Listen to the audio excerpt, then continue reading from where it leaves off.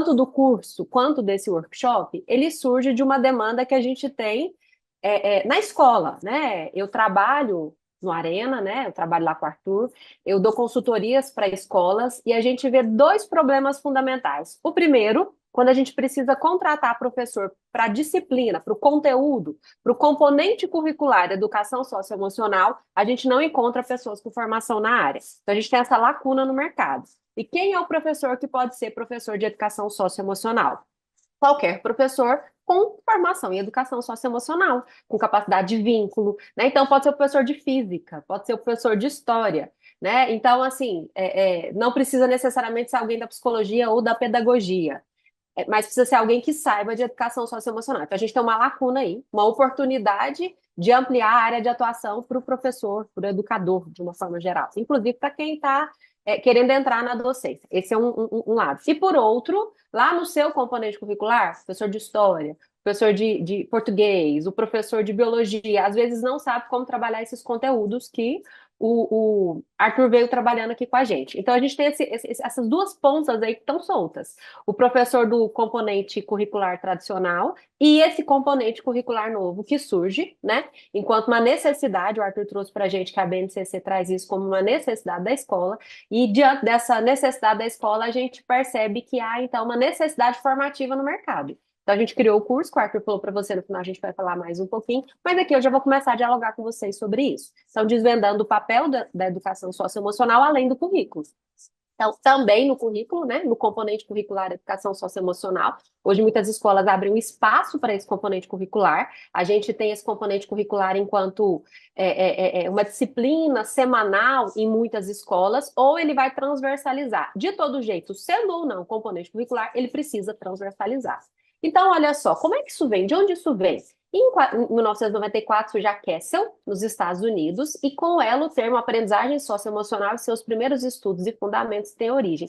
Gente, é novo, não é? 94. Quando a gente pensa em história da educação, uma coisa que nasceu em 94 é recente. Então, falar em educação socioemocional é recente. No entanto, não é recente falar em emoção na educação, certo? Né? A gente vai ter a virada do século, né, do século XIX para o século XX em especial, com o surgimento da escola nova, com uma série de autores da psicologia tentando compreender o lugar do afeto e da emoção na cognição. Piaget vai entrar um pouquinho nisso, mesmo que ele dê uma ênfase maior para a cognição. Freud vai entrar um pouquinho nisso, mesmo que ele dê uma ênfase maior na emoção. E o Vallon vai entrar um pouquinho nisso, juntando essas duas questões e dizendo que é papel do professor compreender como isso não se dissocia. Emoção e cognição não se separam. Em 96, a Unesco elabora um relatório, aquele famoso relatório Delors, que fala dos 4 pilares da educação: aprender a ser, aprender a aprender, né? Os 4 pilares que estão ligados à aprendizagem e à maneira como essa aprendizagem precisa ser mais complexa. Mas nesse relatório, eles já traçam, né, especialistas de diferentes países, as principais orientações da educação para o século XXI, e a inteligência emocional faz parte dessa indicação. Essa foto que eu coloquei para vocês é a estrutura que a gente acha lá no site da Kessel, tá? Como é que isso precisa ser feito? Olha, como é que a aprendizagem socioemocional é feita? A partir da consciência social, do autoconhecimento, né? De todas essas habilidades ligadas a questões que são aí essenciais para a gente pensar esse desenvolvimento. Mas olha só, surge em 94, em 96 a Unesco traz isso no relatório, e isso começa a se desenvolver no mundo inteiro. Por volta de 2010, a gente tem os primeiros programas no Brasil, tá? Então, os primeiros programas didáticos socioemocionais. Eu fui agora no Bet Educar, semana passada, né? O maior congresso de inovações tecnológicas do Brasil. Todos os sistemas de ensino, todas as novidades estão lá. E uma das coisas que a gente constatou é que tem muito material didático socioemocional. E muito material didático socioemocional centrado naquilo que o Arthur falou, em habilidades e não em competências. Sem inserir conhecimento. Então, quando eu perguntava lá, mas qual que é a base teórica? O pessoal patinava. Não, mas não é base teórica, a gente está alinhado com a BNCC. Ok, está alinhado com a BNCC, é essencial. Mas a BNCC não tem uma concepção de emoção. Qual autor que a BNCC utiliza? Então, a BNCC vai indicar que a gente precisa trabalhar isso. Agora, enquanto sistema de ensino, ou enquanto escola, a gente precisa decidir a partir de onde. Educação tem olhar, educação tem concepção, educação tem de onde se fala por causa da intencionalidade de onde se quer chegar. É diferente se eu for construtivista, se eu for de uma linha mais tradicional. Então, eu preciso definir, isso é fundamental para a concepção da minha escola. E a partir daí, a educação socioemocional tem que estar alinhado a isso. Então, as competências socioemocionais estão presentes em todas as 10 competências gerais da BNCC, o que nos mostra que não é só um componente curricular. Então, todo professor da escola tem que estar formado em educação socioemocional. Óbvio que vai precisar, muito provavelmente, ter alguém que trabalha isso mais especificamente. Inclusive, alguém que pode estar formando a escola, né? Mas é fundamental que os outros professores também estejam envolvidos, porque está nas 10 competências gerais da BNCC. E no Brasil, desde 2020, a BNCC deu esse prazo, todas as escolas devem contemplar as competências socioemocionais em seus currículos. Então, ela deu prazo de ajuste até 2020. Desde então, no Brasil e no mundo, a área socioemocional se aprimora. E novas pesquisas e materiais surgem, aprimorando o conceito e a proposta da educação socioemocional. Inclusive, o Arthur falou que a gente também tem um material didático, que é o Arena das Emoções. O Arena das Emoções trabalha tudo isso que a gente está dialogando aqui. No entanto, no Arena das Emoções, a gente sentiu a necessidade de formar o professor, porque não adianta a gente ter um material excelente como a gente tem, se a gente não tem a formação de professor. Então, a ideia é justamente capacitar pessoas para trabalhar isso, tanto no componente curricular que ele já ministra, quanto nesse novo componente curricular que é a educação socioemocional enquanto um conteúdo semanal ou quinzenal, conforme a escola se organiza. Nessa perspectiva, a BNCC não traz, então, exatamente, né, uma definição de habilidades socioemocionais, nem fornece base epistemológica. Isso aqui é pode ver que está entre aspas, é um texto que eu trago de uma pesquisa, né, que assegura uma concepção científica do que denomina emoção.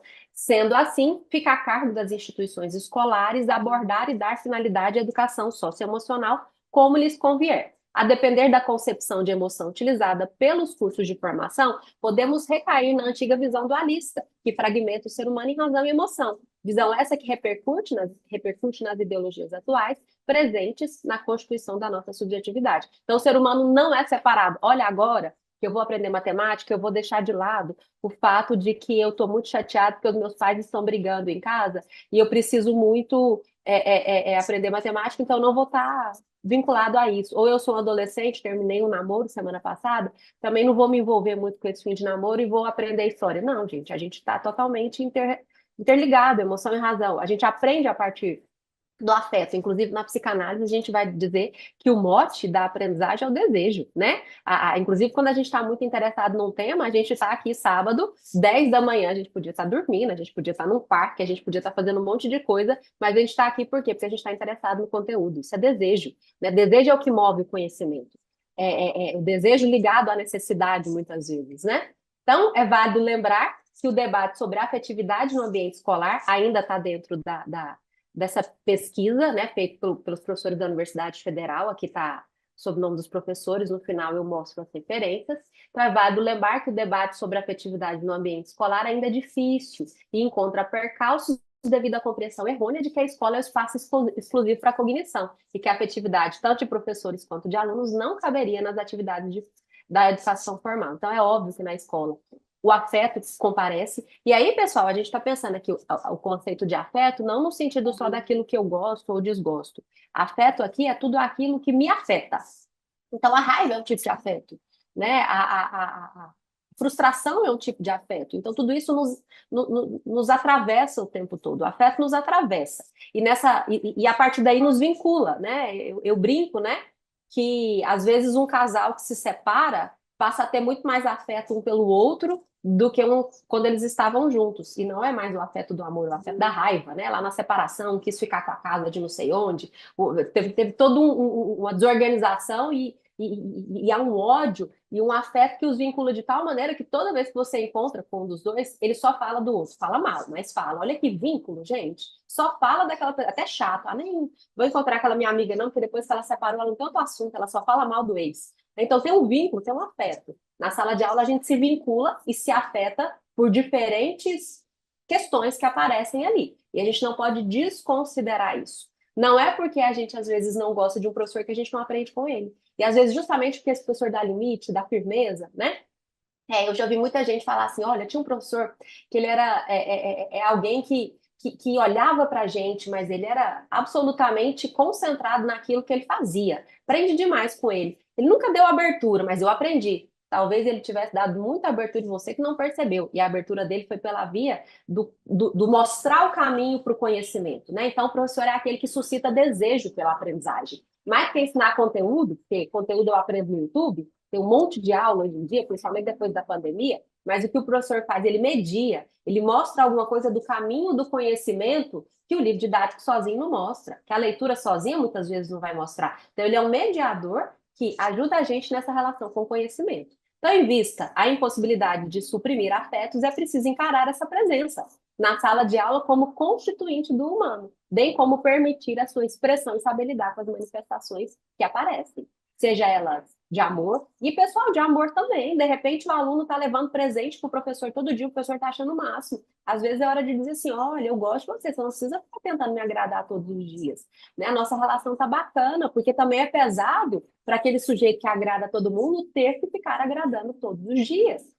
Assim como para aquele sujeito agressivo. Só que o que nos aparece é o agressivo, né? Porque, é claro, esse ali incomoda muito mais, porque ele está ali o tempo todo nesse embate. Mas o sujeito que está o tempo todo agradando também pode ter um sofrimento aí. Pode ser a indicação de que esse afeto é o tempo todo ali tentando demandar amor, é um afeto que também pode estar desorganizado, né? Então, cabe ao professor, dentro de suas possibilidades, olha só, isso é muito importante, porque senão fica muito pesado ser professor, né? Cobrança demais para nós, que somos professores. Então, dentro das nossas possibilidades e reconhecendo os nossos limites, conhecer as características dos afetos e respeitar profundamente o aluno em sua fase de desenvolvimento. É por isso o Valon vai defender uma formação psicológica do professor. Não é uma formação em psicologia, tá? Não é fazer um curso de psicologia. Tanto que nas licenciaturas vocês têm 2 semestres de psicologia da educação, normalmente, né? Então é uma formação pelas teorias da psicologia, bem como uma referência pautada nas experiências pedagógicas dos próprios educadores. E aí, o que a gente está fazendo aqui agora é propiciar essa formação também. Então, quem está aqui está nesse caminho, né? Com certeza, quem está aqui já está nesse caminho. E aí, qual a importância da educação socioemocional nas escolas? Sem sombra de dúvida, propiciar autoconhecimento. Eu acho que isso é uma coisa bem unânime dos materiais socioemocionais, mas, para além disso, formar para os desafios da vida, para a autonomia e para a capacidade de vínculo e compromisso social. A gente vem com uma geração por aí de famílias muito mais reduzidas, né? Quem hoje tem por volta de 40 anos já vem de famílias com 2, 3 filhos. Não tem mais famílias de 8, 10 filhos, como tinha quem hoje tem 40 e poucos anos, os seus tios, né? Os seus pais. Eles eram de famílias. Quem hoje tem 60, entre 50 e 60 e 70, ainda pegou aquelas famílias de 8, 10 pessoas. Quem hoje tem 40 para baixo já pegou famílias de 2, 3 pessoas. Vem vindo por aí uma geração de filhos únicos. Esses meninos vão precisar criar vínculos fora das famílias, porque primeiro eles têm poucos primos quando tem, e tem poucos irmãos quando tem. Né? Então é muito importante que a gente trabalhe o compromisso social pelo próprio bem-estar da sociedade e do planeta, mas também porque eles vão precisar, porque né, o mal do século vai ser a solidão. Né? A gente tem cada vez mais pessoas solitárias. Então a gente vai precisar ensinar pelas vias possíveis na escola. Claro que a família também tem um papel importante, mas a escola não consegue controlar o que faz a família, cada família ensina seus valores. Mas cabe à escola ensinar o que é possível de uma educação, por isso educação socioemocional e não habilidades, como o Arthur já explicou lá atrás. Né? A gente tem por objetivo formar competência, que envolve conhecimento, que envolve atitude, que envolve habilidade, né? Como prevê a própria BNCC, mas justamente para isso são os desafios da vida. E um dos grandes desafios dessa geração é saber criar conexões fora da família, né? E se aventurar nessa difícil e deliciosa arte que é ter amigos, se vincular ao outro, né? Difícil, né? Difícil manter uma relação, porque o outro esbarra na gente. É a famosa fábula, né? Que o Freud traz para a gente dos porcos espinhos no frio, né? Distantes, eles morrem congelados, muito próximos, eles começam a se espetar. Qual é o limite da proximidade para a gente não se espetar e nem morrer de frio? Então, esse é o nosso desafio, né? Além disso, respeitar a dialética entre singularidade e coletividade, Então, às vezes, a gente vê muita formação levando para o coletivo e anulando o indivíduo, ou muito para o individual, promovendo o individualismo. O nosso desafio é fortalecer isso, que é a singularidade e a coletividade numa dialética. O que é uma dialética? É uma complementariedade complexa, né? Não é só um ou só outro. E no curso a gente tem disciplinas, pessoal, que desenvolvem todos esses conceitos, né? E a formação humana ampla para o esclarecimento e para a autonomia. A gente tem uma parte teórica bem robusta de 10 módulos, né? De 1h30 de palestra e mais 2h30 de formação complementar com leitura, e outra, o que dá aí 50 horas de curso e outras 30 horas de formação prática. Formações práticas também muito interessantes, como metodologias ativas, que o Arthur trouxe para a gente, e outras. Assim, é preciso, então, compreender de forma singular o estudante em questão, criar vínculo e auxiliá-lo no desafio da sua própria jornada. E aí, pessoal, criar vínculo não é necessariamente levar o aluno para casa, não tem isso? Ah, você está com dó, leva para casa, não. Criar vínculo é ter uma história junto, uma história de conhecimento em que eu sei um pouquinho desse sujeito, inclusive na hora de colocar um certo limite, na hora de dizer, olha, não, calma, eu entendi o que você fez, não foi adequado, mas eu percebi, né? Então, assim, ter um olhar para o aluno que cria conexão, que não é permitir tudo, mas também não é desautorizar tudo. É entender o que está acontecendo na medida do possível. E é claro que não é o professor sozinho, é a escola. Por isso que a ideia de formar educadores socioemocionais não é formar educadores socioemocionais apenas para a sala de aula, mas a proposta é que todos estejam envolvidos nessa educação socioemocional, tá? Inclusive, enquanto pessoal da recepção e tudo mais. E aí, a Giovanni pergunta para a gente, os psicopedagogos na escola podem ajudar nessa questão socioemocional? Podem sim, os psicólogos escolares também. A gente tem um módulo no curso que diferencia o que é educação socioemocional de psicologia escolar. O pessoal da psicopedagogia escolar está bem ligado ao que é a psicologia escolar também, né? Que é trabalhar as adaptações escolares, a queixa escolar. Um dos módulos do curso vai diferenciar isso e vai falar como cada um vai ajudar. A educação está ligada ao processo como um todo. A sala de aula, a todos os professores envolvidos, e a psicopedagogia escolar ou a psicologia escolar vai estar mais ligada às questões individuais, singulares e aos encaminhamentos para os lugares de resolução. O professor percebeu a questão em sala de aula, para além do que ele pode mediar, ele vai se encaminhar para uma equipe de apoio, seja ela coordenação, preparada para isso, seja ela o psicopedagogo da escola, seja ela o psicólogo da escola. E esses sujeitos vão ter uma escuta, inclusive a gente prepara isso também no curso para encaminhar. A gente tem um módulo sobre saúde mental, que a gente vai falar um pouquinho sobre como identificar questões mais complexas e para onde encaminhar essas questões. Né? Inclusive, muita gente não sabe, mas no momento de crise, quem pega o sujeito é o SAMU, tá? Então, de repente, alguém teve um surto psicótico numa escola e isso é encaminhado para o SAMU. Então, tudo isso é muito importante que a gente saiba, né? Para encaminhar. E é claro que se for uma coisa muito simples, a gente vai falar com a família, às vezes encaminhar para uma psicologia, às vezes não, às vezes uma conversa ali ajusta. Então tem que ter uma equipe especializada assim para saber ouvir essas demandas que não são da escola, que são de fora, mas que a gente precisa dar um devido encaminhamento, né? Toda criança tem características próprias e é a partir delas que vamos conseguir realizar o processo de ensino e aprendizagem. Então, cada vez mais a educação caminha para isso, né? O Arthur trouxe a ideia de que, olha, não sei se daqui, quando ele fala muito isso, ele tem uma filha de 2 anos e eu tenho um filho de 4, né? Se lá quando a gente tiver os nossos filhos na adolescência, se vai ter vestibular, a gente não sabe. O Arthur aposta que não. Eu estou mais no não sei mesmo. E nessa perspectiva, como é que a gente vai educar essas crianças para um momento de um mercado diferente? Então, a gente está cada vez mais caminhando por uma singularidade nesse processo, né? Singularizar o conhecimento do outro, o que é muito difícil, porque a gente vem de uma escola tradicional onde tudo está centrado no ensino e não na aprendizagem. Fazer essa modificação, ela é complexa. Inclusive, quem tem feito isso muito bem é o pessoal da educação infantil, né? Lá no Arena, a nossa educação infantil ela é centrada na criança, né? O meu filho é aluno do Infantil 4 e tem um curso aqui, inclusive, das pedagogias participativas no Arena Online, quem for da educação infantil e tiver interesse, muito legal explicando como implementar isso na escola. Então, a gente já está conseguindo, e alguns segmentos mais do que em outros, mas é o nosso grande desafio.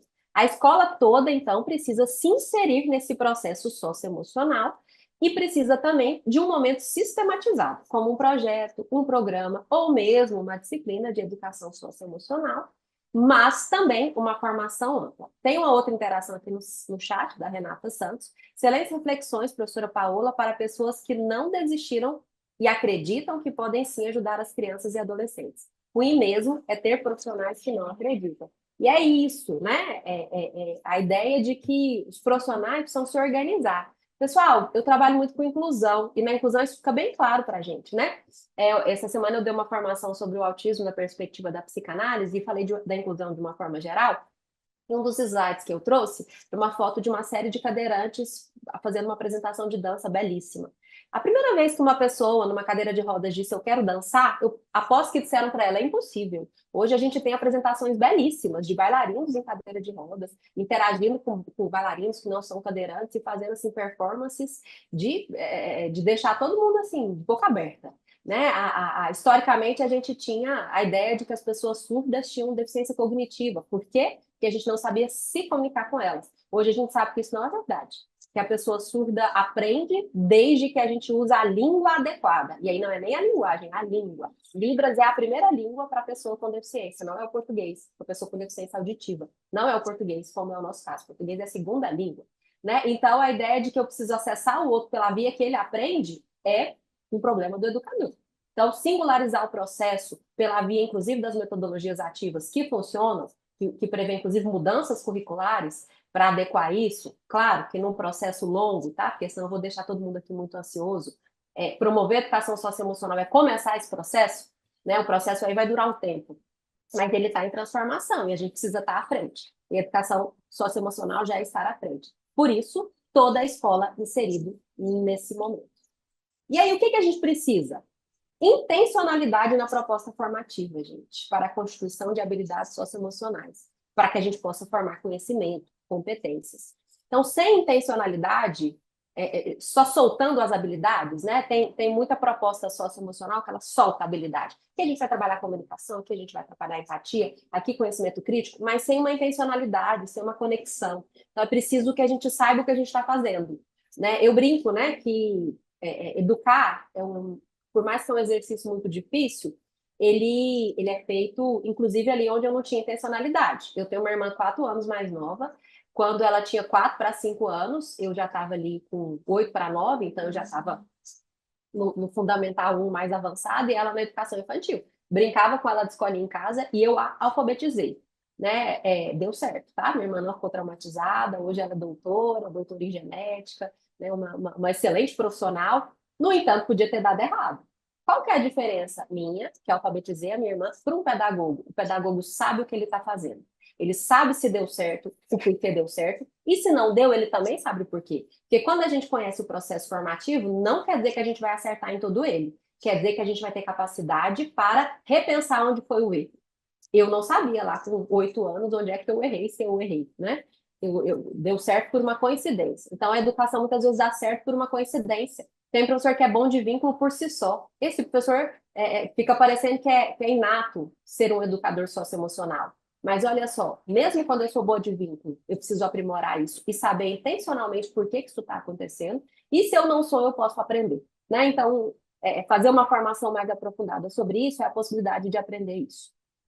Então, precisa de intencionalidade, concepção de sujeito definida e uma organização para colocar em prática uma proposta formativa. E essa concepção de sujeito tem que estar em diálogo com o PPP. Se a sua escola é sócio-interacionista, a sua educação socioemocional tem que ser sócio-interacionista. Ela precisa levar em conta que o sujeito é histórico, que ele se constitui numa relação dialética com o outro, com a sociedade. Então, tudo isso precisa vir na formação de professores, tudo isso precisa vir na construção da escola. E uma proposta de formação com concepção teórica aprofundada, né?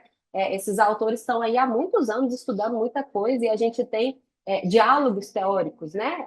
Como diz aquela famosa frase, no ombro de gigantes eu vejo mais longe. Então, é isso. Proposta com concepção teórica é subir já no ombro de gigantes. Para que eu vou tentar inventar a roda se ela já está inventada, aprimorada e funcionando muito bem? Além disso, há um grande desafio de promover uma educação socioemocional que não seja concentrada apenas em uma disciplina, mesmo que uma disciplina de educação socioemocional é um componente importante do processo, né? Então, a gente tem por exemplo, na nossa escola Arena das Emoções, que é uma disciplina, um processo, um componente curricular de educação socioemocional que tem funcionado muito bem, mas em paralelo a isso, a gente forma todos os educadores. Semana passada eu estava com o pessoal da orientação disciplinar, da recepção, da secretaria e da portaria para fazer uma formação socioemocional sobre vínculo e afeto. Né? Então, todos os atores da escola precisam estar formados. Então, e o afeto e o vínculo, nesse sentido, precisa ser o pilar central de uma educação socioemocional. Inclusive, o afeto e o vínculo, como eu disse para vocês, não só pelas vias do agradável. Eu não vou dizer nem positivo e negativo, porque assim como o saudável é controverso, né? Porque se não é saudável, é patológico, como trouxe o Arthur para a gente lá no início, positivo e negativo também, né? Eu gosto mais do agradável e desagradável, porque tem gente que acha agradável, sei lá, sentir medo, vai numa montanha-russa, assiste filme de terror. Eu, particularmente, não acho. Mas achar agradável, desagradável é mais pessoal. Então, por isso que eu gosto mais de chamar assim, né? Como eu dei o exemplo do casal lá, tem casal que depois que se separa e fica com ódio um do outro, parece que a coisa está agradando mais do que antes, né? Então, parece que tem gente que precisa se organizar para entender por que se mete tanto nessas confusões também. Mas afeto e vínculo são pilares centrais que estão presentes. É por eles que a gente vai mover o processo, né? Inclusive com o aluno que não gosta de mim. Eu preciso criar um jeito de acessar, de me vincular, de fazer ele aprender. Inclusive de uma forma compreendendo que ele é o protagonista, não eu. Não é para fazer ele gostar de mim, é para fazer ele aprender. É usar, às vezes, inclusive, o não estar sendo tão amado para trazer aquele menino para o conteúdo, né? E a Giane Cavalcante disse: quando temos professores acolhedores nas disciplinas, mesmo na graduação, aquela disciplina é só sucesso. Vamos, assim, avaliar a partir das nossas próprias vivências. Com certeza, pessoal. Aqueles professores, eu tinha uma professora de matemática que eu gostava demais dela, né? Ela era muito firme. Sabe aquela professora firme? Ela era firme e ela nos olhava. Lá no quarto e quinto ano, né? Na época, terceira e quarta série. Esses dias eu reencontrei a diretora da escola, né? A primeira coisa que eu perguntei foi: o que foi feito daquela professora? Ela falou: nossa, ela aposentou, está em Brasília, né? E eu achei muito legal ter notícias, né? Então, esses professores marcam a nossa história. E não quer dizer que são aqueles professores, porque isso é muito importante da gente marcar. Uma educação socioemocional não é ser o tempo todo alguém que passa a mão na cabeça, que é excessivamente simpático. Precisa, sim, de simpatia, precisa de carisma, mas você não vai perder sua singularidade nesse processo, né? Inclusive, a gente vai tentar se entender ali porque que às vezes eu tô tão carrancudo o tempo todo, para quem é um pouco mais assim. Então, todas essas habilidades são construídas, né, para virar uma competência maior, que é a capacidade de se vincular ao outro, certo? E aí, os objetivos de uma educação socioemocional, a gente já está caminhando aqui para o encerramento, é identificar os próprios sentimentos e afetos e refletir sobre eles, se responsabilizando e pensando nas ações diante dele. Essa palavra aqui, se responsabilizar, é muito importante. Por quê? Porque não é só identificar, isso é fundamental. Saber por que eu estou sentindo, o que aconteceu, por que eu fiquei tão nervoso, por que eu fiquei tão frustrado, é importante. Mas também é importante nesse processo se responsabilizar. O que é se responsabilizar? O que eu faço diante do que eu sinto? Valorizar o diálogo e a discussão de temas relevantes, tanto para o indivíduo, né, quanto para a coletividade, o que eu trouxe lá atrás, a dialética entre indivíduo e coletividade, e formar cidadãos emancipados e esclarecidos para a autonomia e o bom convívio coletivo. Né? Se fala muito em autonomia, mas pensar o que é autonomia é importante. Né? Um dos módulos do curso vai falar sobre a criança e o adolescente atual, né? Inclusive nessa relação com a autoridade. Então, o professor, inclusive, que vai dar esse módulo, ele é um professor muito bem formado na área, ele tem doutorado em psicologia pela USP, então, assim, alguém que estuda esse assunto. Então, a gente teve essa preocupação no curso em fazer uma curadoria de professores com uma formação teórica consistente. E na área prática, na parte prática, nas 30 horas, que a gente está chamando de bônus, também com consistência. Centralidade, protagonismo na criança e no adolescente nesse processo. Então, os objetivos de uma educação socioemocional também é isso. E aí a Gabi Mesquita está perguntando: como faz para se tornar professora do socioemocional? Então, a primeira coisa é se formar, né? Quando a gente se inserir nos processos de seleção. Normalmente as escolas divulgam as seleções de professores para captar gente de uma forma diversa no mercado. E a nossa dificuldade enquanto escola, quando a gente faz isso, é achar a gente formada.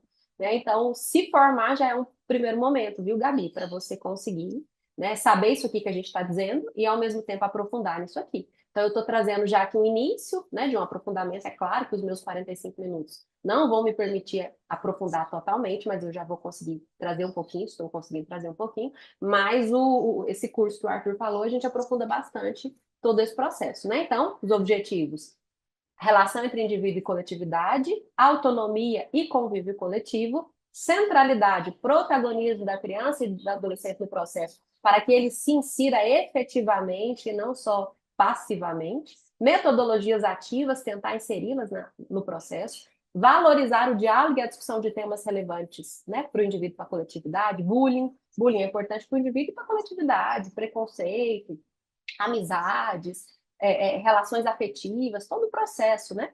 E aí, por fim, o fortalecimento das subjetividades por meio desse reconhecimento de si e do outro, não só de si, vejam, da diferenciação subjetiva, da ideia de que cada um é único, cada um é singular, do combate à violência, né, ao bullying, ao preconceito, e da possibilidade de constituir vínculos emocionais fortes consigo, com o outro, com a escola e fundamentalmente com a vida, né?